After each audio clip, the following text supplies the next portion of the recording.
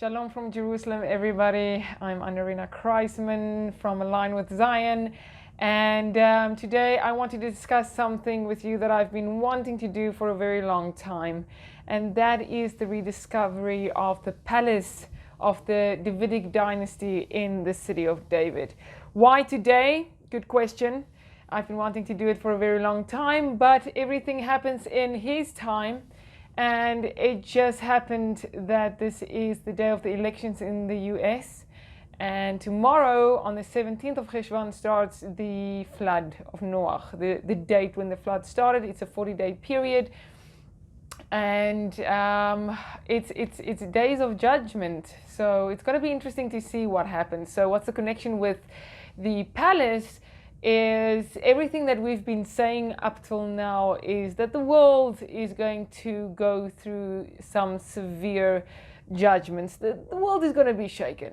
And the reason for that is that God is rebooting the system. Now, I've heard about the word, the reset and everything. Great. If there's any kind of whatever order that wants to reset the world, they are still puppets to a higher power, and Hashem, God, will do whatever He wants, and He will intervene the way that He wants.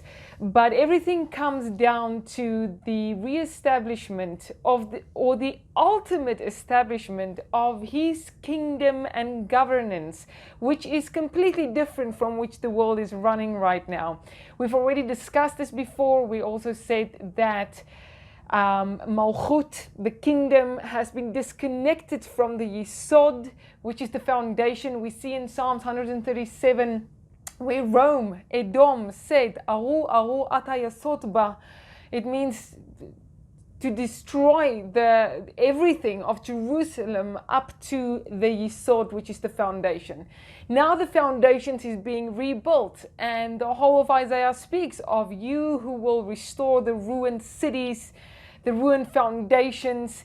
And we know that that can only happen physically on the place where it was. You can't shift places, as some people try to shift the locations of the temple to somewhere else in the city of David. The biggest bunch of nonsense. You have to go back to the foundation where it was. And archaeology has given us empirical proof where both temples were. And now also today we want to discuss not only the city of David or the ancient biblical Jerusalem that was rediscovered, but the palace that was rediscovered. Now, when we sing, there's a very special song, Lecha Dodi, that we sing on Shabbat to welcome the Shabbat. Oh, that is in itself a very important topic to learn about, because Shabbat is so important for the protection for the days coming. But that's a topic for another day. But in the song we sing V'nifneta ir al til'a. So that basically comes from Jeremiah 30. If you want to go to Jeremiah 30 and verse 18, and it says that the city will be built al til'a. Can you hear the word tel? Now, everybody that has been to the Middle East will know that we have this concept of a Tel Aviv. When you land in Israel, when you arrive in Israel, you land in Tel Aviv, okay, in Ben Gurion, which is very close to Tel Aviv. We have Tel Dan. What is a Tel? A Tel is a man-made hill. It means it's an ancient city where a city was built upon a city, built upon a city, built upon a city, and later on it formed a hill. Sometimes it is a city that was built on a hill, but still many layers of different cities that was built one on top of the other. The main reason for this is water. If you ever speak to an archaeologist and they say this is an ancient Tel, then you can ask them, so where was the water source? Because in the old days, we didn't have the infrastructure that we have today. So they had to keep close to a water source. And the city of David, the ancient biblical Jerusalem, was obviously close to the Gihon spring. And we've covered that in the story of the Shiluach pool. If you want to go to the YouTube channel, the rediscovery of the Shiluach pool, where the waters of the Shiluach pool comes from the Gihon spring, and the verse that says, you will draw water with joy from the springs of salvation. We discuss all of that. Why with joy? Why the spring of salvation? All of that in that video. But this was a very, very important water source through the ages, because the first time that you hear about the Gihon is in Genesis, when we speak about the Gihon River. All of those connections also covered in our previous videos. So here it says in Jeremiah 30 verse 18 that the city will be built on her tell again. It means that we had to find the city, because did you know that over a period of 2,000 years we lost the ancient biblical Jerusalem? The last 1,000 years at least, nobody knew where this city was. So 150 years ago, we've already covered that Charles Warren rediscovered the city, and that was exactly 3 Jubilee cycles ago. Now, the verse goes on, and this is not in the song in Lecha Dodi, but the verse goes on and it says, after it says, V'nifneta ir al til'a, ve'armon al mishpato yeshev. And it says here, and the palace will rest in its proper place. Mishpato, in its just place, it will sit. Mishpat also means justice. So whatever needs to happen is the just place of where the palace rested, exactly on that place it will happen again. Again, coming back to the principle, when you look at Elijah the prophet, when he wanted to prove to the people of Israel that God is God and no other God like Baal or anything, he went to the Mount Carmel, and on top he restored, actually the verse says he healed the ancient altar with the 12 stones of the tribes, and he waited for mincha time. So time and place, very important. You cannot change it. So there we can see that wherever the ruin is on that place, it has to be built again. So the palace needs to be rediscovered wherever it was, and on that place the palace will be built again. Okay, so that being said, let's try and figure out what happened and why David and the palace, and why do we say it's the palace of the Davidic dynasty. So let's just rewind a little bit back. In the times of the judges, we had the judges, every judge ruled and reigned from their hometown. Also Saul, the first king, also ruled from Benjamin, in the area of Benjamin, from his hometown, because he was a Benjaminite.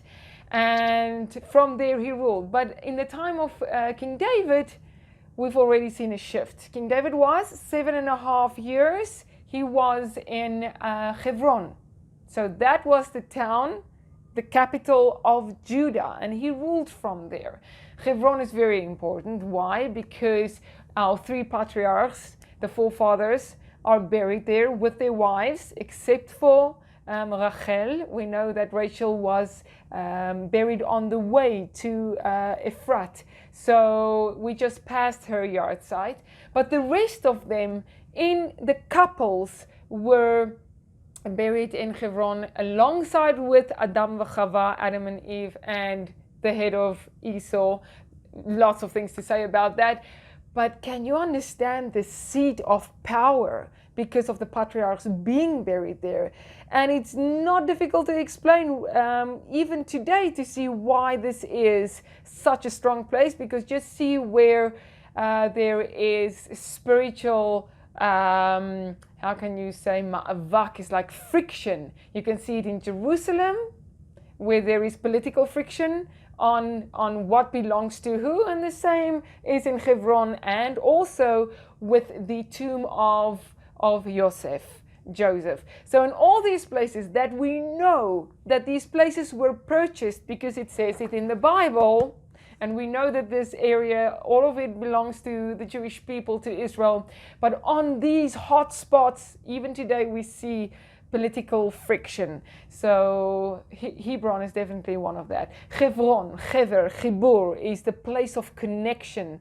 So very, very important. And Hebron in itself is also on many levels connected to Jerusalem. So this is where David ruled from.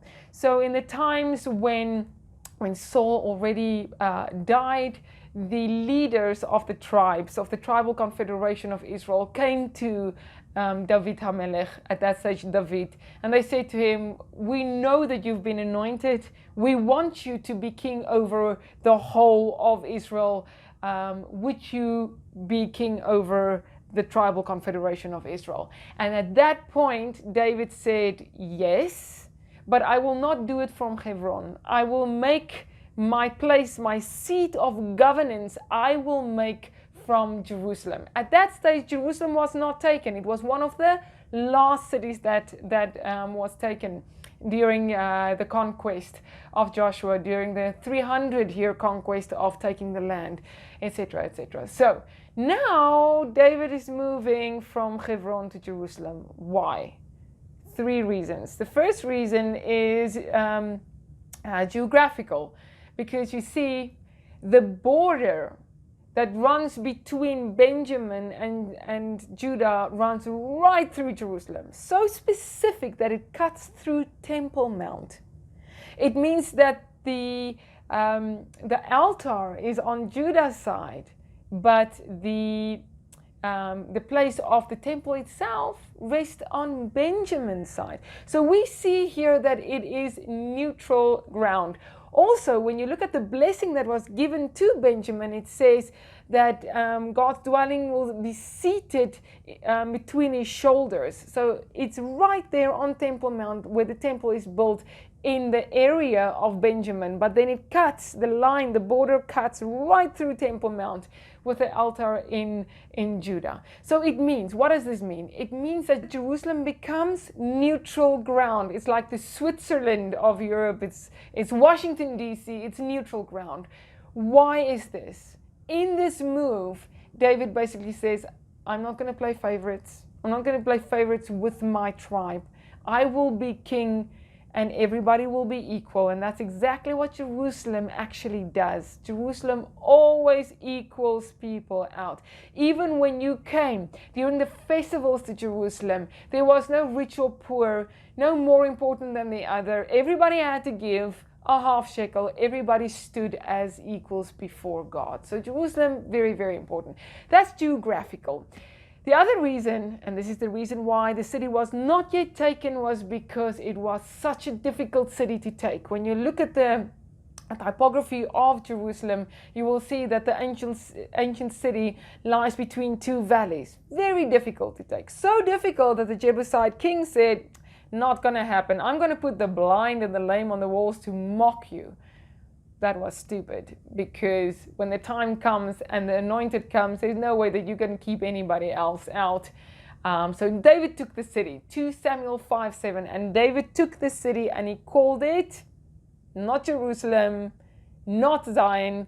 It says he took the stronghold of Zion and he called it the city of David. We've discussed this also in the videos, why in the Bible he speaks of it as Jerusalem, Yerushalayim, and also Zion, Zion, but he himself called it the city of David. Okay, so that's the second reason. The third reason is David also knew that this is going to be the place where the temple will be built. And that's why he also knew that his palace would be in the city side. The anointed of God is in the palace. And then on Temple Mount is where God rules from. This is very important in Judaism. It's 2 different entities. The Mashiach is a man, and his only job is to take all the energy and all the focus and to focus it on God. But God himself has a different palace, and that palace is called the Beit HaMikdash, the house of where holiness resides. And we know that this is but the footstool of God. But this is the 2 different palaces that we have, and these 2 are differently seated. Later on, Solomon built his palace way too close to the temple, and we see that God actually rebukes Solomon on that, and he says, how dare you build your threshold close to mine, next to mine. So God says, listen, there is certain rulership here. You are the king, you are the anointed king, because Solomon was also the Mashiach. He was anointed. He was anointed at the Gihon spring. But Even the Mashiach of God cannot place himself next to God himself. God has his own house and you keep away from his threshold. Okay, so that was the two different things. And we know that later on, during the plague, that's where David knew where the position is. And from there, he bought it from Arvana, the threshing floor that was just higher than where the lower city is. Now let's see about that, because if you go to Psalms 122, there's also something there that is very important, and I want to read that to you. I think you guys know this very well, and for anybody that wants to do something extra on Shabbat, we read all the songs of ascents during Shabbat, so in the winter months, and so this is very important because that also brings the rain and the blessing. So in Psalms 122 it says in verse 5, it says Ki shama yashvu kisaot lemishpat.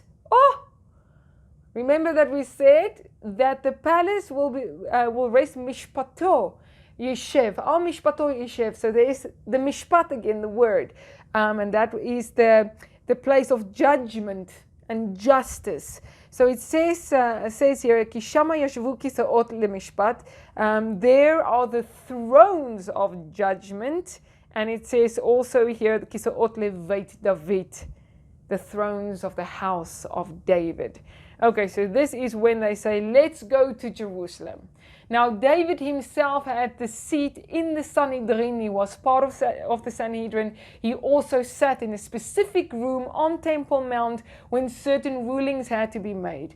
But you have the Sanhedrin that sits in judgments on top in Temple Mount in a certain room. But we also have the throne of David within the city itself, within the lower city where his palace was built. So, what happened here? Let's get now to the story. You see, to get to the story of how the city was rediscovered, we have to put all these very important concepts in context. Now, 150 years ago, the first part of this verse sort of came into play again when Charles Warren rediscovered the ancient city. 50 years ago, when Kathleen Kenyon came in the 1960s to also do some excavations there, she found a capital. And you can see that today on the 5 shekel coin. And we also, in the area around where I live, that goes from Ramat Rachel to Jerusalem, to the ancient biblical Jerusalem, a few places where we found palaces with these capitals. So we know that these capitals represent royalty, but specific also of the kingdom and the house of Judah and the house of King David. Okay, so she found that, and then in 2005, Elat Mazar, one of the big archaeologists here in Israel, decided that she wants to go and dig in a very specific place where this capital was found. And she had a few reasons. So she went to the city of David, and she said to the management there, listen, you guys are building right now, you just built your visitor center, but I think that you guys build it right on top of the palace of King David. Who would not take down everything if you knew that this is the place where the palace of King David can be? But they came back with an answer, and they said previous excavations were done, and they've dug here before and nothing was found. And this was her answer, and it was very profound. She said, you didn't dig deep enough. This is key to what's happening right now, guys, because remember, we need to get to the ancient foundations. And to get to the ancient foundations, you have to go all the way. What happened afterwards is, because they didn't find anything, they started to build a visitor center, because this was also important. The tourists are coming. The people want to know what's going on in the ancient biblical Jerusalem. And we need to get people to Hezekiah's tunnel and to everything else that we found. So we can't sit back and wait. And this is prime property ground where they could build their visitor center. So just to take that down wasn't easy. But also in our lives, sometimes we have a hunch and we think that this is the place. And the reason why she said that also is because of its location. It was not just on both sides you have the valleys, right? So that means nobody can come up from there. But from the north, the enemy can come. And because the enemy can come from the north, you're going to put a citadel there. You're going to put a stronghold there to keep the rest of the city safe. So that was one of the reasons. One of the other reasons is that they found also close by in the wall that is the side wall of this probable palace, they found wood. And that carbon dated back exactly 3,000 years ago to the times of King David. So there were many, many elements and proof that she brought to say, but I really think that it is here. So you will start seeing hints of certain things, and you will also have a hunch, and then you have to go all the way. So what happened is they had to take everything down, and she had to start digging until they found ultimately the bedrock, and on that they found a profound structure. Now, we cannot say that this is the palace of King David. Why? Archaeology doesn't work like that. Just like we also found they also found the pit in which Jeremiah was kept during the approach of the Babylonian armies. When nobody wanted to listen to Jeremiah, they threw him in a pit. So in Jeremiah 38, it basically speaks of Jeremiah being put in a pit. Now we can't say that it is a pit because he didn't engrave that Jeremiah was here. But we also know that in the vicinity of the rest of the governmental structure, that pit was there. But the same with King David. Hey, it's not even that it was engraved that King David was here. We didn't even know that King David existed until around about 25 years ago, when we found the Tel Dan Stele, where it was written Beit David. Now you know the Bible and you believe in it, but most people think that this is folklore. So they're not even going to look into it until archaeology can prove this. Even science today proves all the things that has been written in this book. So in the same area, when she started to excavate, she also found seals with names on it of governmental officials that worked in this palace area. What do we learn from this? The closer that we are getting to the foundations physically, the closer we are getting also, it shows you how close we are getting also to the true kingship of God that will be restored. And when I say restored, we only saw a window period during the times of King Solomon. It was like a foretaste of what it could be.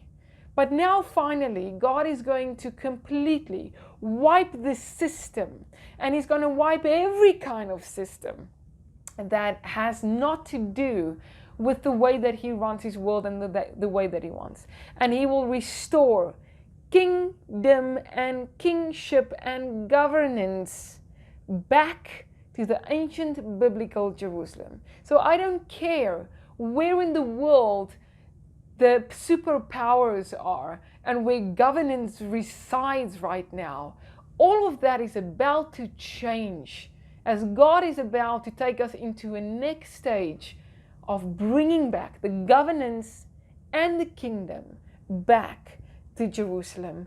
And may we see that soon. May we not only see the fulfillment of this verse in Jeremiah 30 verse 18, where it says that the palace will be built on its place, the city on its tower, but also that we will see that the palace of palaces, and that is the temple itself, God's palace, the footstool of God, the place where God will reside in this world, that will be rebuilt in our days.